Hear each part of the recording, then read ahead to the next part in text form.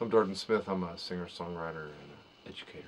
When I think about arts entrepreneurship, what comes to mind is someone who makes a living as an artist and makes a living from their creativity and is able to be flexible in how that art is put forth and what kind of business opportunities you can use. I got very lucky in my career, and so I actually did have success very early. But the thing that kept me successful after that passed was fear.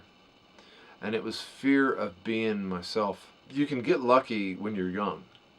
And because you're young, people will cut you a lot of slack to be unformed or to be just sort of like a kid. They'll let you get away with a lot of stuff. And I was in the music business, so I had a record deal. I got a record deal very early. Not because I was amazing, just because someone happened to pass the right tape. I never passed a single demo tape or anything. It was just like, it just happened. That all fell apart after a number of years, and then I lost, within 3 days, my agent left the company that he was working at, so I didn't have an agent.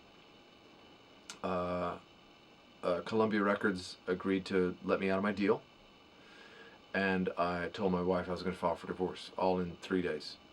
And it was like this huge, giant, just like crash.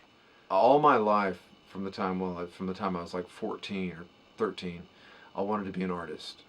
I wanted to be a songwriter, and I wanted to make art my life. And what saved me, and I think what got me to be 51, to switch those words around, or as opposed to being, art is my life, make it, or life is my art. Cooking dinner for my kids is the same, requires and deserves the same amount of energy as writing a song. And when I made that shift, that's when I saw that there was a possibility to continue my life as an artist.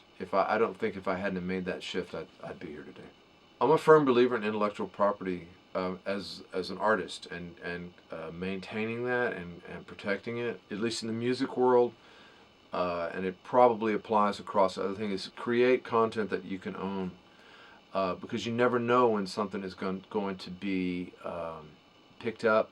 If you ask me where creatives will be and what impact they'll have on the marketplace in 10 years,